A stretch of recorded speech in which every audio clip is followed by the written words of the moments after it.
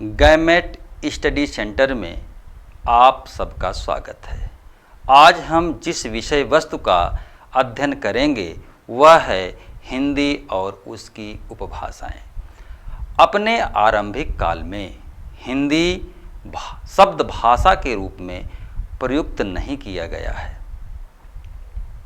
ऋग्वेद में एक शब्द सिंधु का उल्लेख आया है।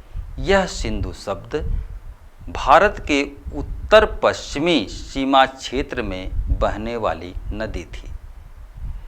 ईरानी जब भारत में आए तथा वे सिंधु नदी पर पहुँचे तो उन्होंने सिंधु नदी का उच्चारण हिंदू के रूप में किया तथा सिंधु नदी के आसपास के क्षेत्रों के लिए इन्होंने हिंद शब्द का प्रयोग किया और हिंद क्षेत्र में रहने वाले लोगों के लिए ईरानियों ने हिंदी शब्द का प्रयोग किया।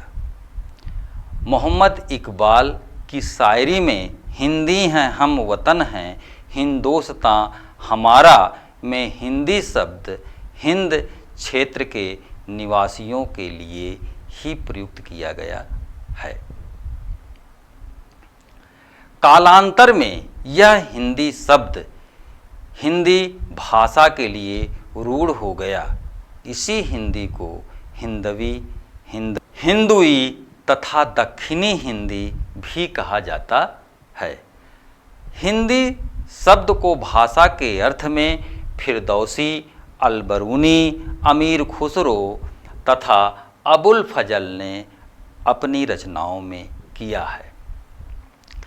प्राचीन काल में हिमालय से लेकर के विंध्य क्षेत्र के बीच की जो भूमि थी उसे आर्यावर्त के नाम से जाना जाता था।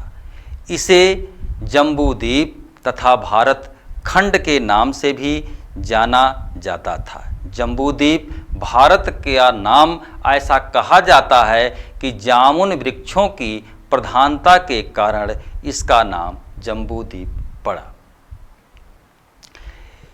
इस जम्बूद्वीप में, इस भूखंड में कालक्रमेण जो भाषाएं प्रयुक्त होती रही उसमें संस्कृत, पाली, प्राकृत और अपभ्रंश हैं। हिंदी का जन्म कैसे हुआ इसको लेकर के विद्वानों में एक राय नहीं है। कुछ विद्वान मानते हैं कि हिंदी का जन्म अपभ्रंश से हुआ है तथा कुछ विद्वान मानते हैं कि अपभ्रंश में कुछ शब्द देसी भाषा के तथा सरल थे जिससे जो कालांतर में अवहट्ट कहलाए और इसी अवहट्ट से हिंदी का विकास हुआ। अवहट्ट शब्द का सबसे पहले प्रयोग ज्योतिश्वर ठाकुर ने अपनी पुस्तक वर्ण रत्नाकर में किया है।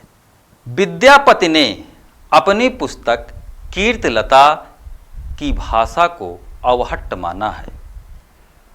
उनकी एक पंक्ति है कि देसिल बचना सब जन मिठा तय तय सन जम्पौ अवहट्ठा। जिस हिंदी की बात हम करते हैं वह हिंदी मुख्यतया उत्तर प्रदेश, उत्तराखंड, बिहार, झारखंड, राजस्थान, मध्य प्रदेश, छत्तीसगढ़, हरियाणा, दिल्ली तथा हिमाचल के कुछ भाग और पंजाब के कुछ भाग की संपूर्ण बोलियों का नाम हिंदी है।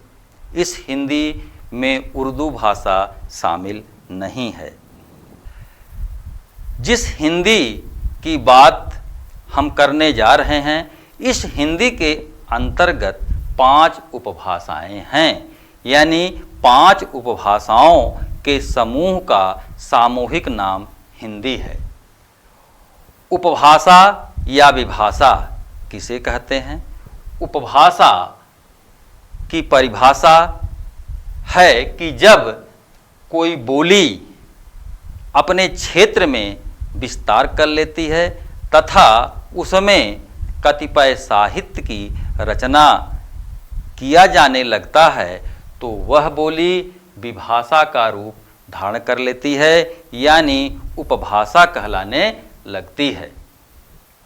इस तरह हिंदी में 5 उपभाषाएं हैं।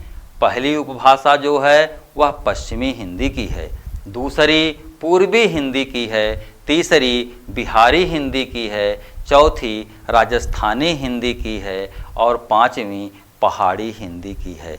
इस हिंदी के 5 उपभाषाओं का जन्म अपभ्रंश के किसी न किसी रूप से हुआ है। सौरसेनी अपभ्रंश से पश्चिमी हिंदी का जन्म हुआ है, अर्धमागधी अपभ्रंश से पूर्वी हिंदी का जन्म हुआ है, नागरी अपभ्रंश से राजस्थानी हिंदी का जन्म हुआ है, मागधी अपभ्रंश से बिहारी हिंदी का जन्म हुआ है तथा खस अपभ्रंश से पहाड़ी हिंदी का जन्म हुआ है। हिंदी की जो उपभाषाएं हैं, इन उपभाषाओं के अंतर्गत कई बोलियां भी आती हैं। हम देखते हैं कि जो बोली है, बोली हम किसे कहते हैं? बोली एक सीमित या लघु या छोटे क्षेत्र में आम जन द्वारा स्थानीय व्यवहार में प्रयुक्त की जाने वाली भाषा है जिसमें साहित्य नहीं मिलता है। यानी कि जो बोली है उसका क्षेत्र सीमित होती है, यानी एक सीमित क्षेत्र में बोली बोली जाती है, उसमें किसी साहित्य की रचना नहीं की जाती है, किंतु इसमें कुछ एक जगहों पर गीत, लोकगीत इत्यादि स्थानीय व्यवहार पर प्रयुक्त किए जाते हैं। पश्चिमी हिंदी जो उपभाषा है, इस हिंदी के अंतर्गत जो 5 बोलियां आती हैं उसमें मुख्यतया कौरवी बोली है। कौरवी बोली को खड़ी बोली भी कहा जाता है। दूसरी बोली ब्रज है, तीसरी हरियाणवी है। हरियाणवी बोली को बांगरू बोली भी कहा जाता है। इसके बाद बुंदेली बोली आती है तथा कन्नौजी बोली भी पश्चिमी हिंदी के अंतर्गत आती है। इस तरह हम देखते हैं कि उपभाषा पश्चिमी हिंदी के अंतर्गत जो 5 बोलियां शामिल की जाती हैं उसमें खड़ी बोली, ब्रज, बुंदेली, हरियाणवी, कन्नौजी हैं। जो दूसरी उपभाषा है जिसे पूर्वी हिंदी कहा जाता है, इसके अंतर्गत मुख्यतया 3 बोलियां आती हैं, अवधी, बघेली और छत्तीसगढ़ी तथा बिहारी हिंदी। बिहारी हिंदी जो है, उस बिहारी हिंदी उपभाषा के अंतर्गत जो बोलियां आती हैं वह है भोजपुरी, मैथिली और मगही। यानी उसके अंतर्गत, यानी बिहारी के अंतर्गत भी 3 बोलियां हैं, भोजपुरी, मैथिली और मगही। अब जो चौथी उपभाषा है वह राजस्थानी हिंदी की है।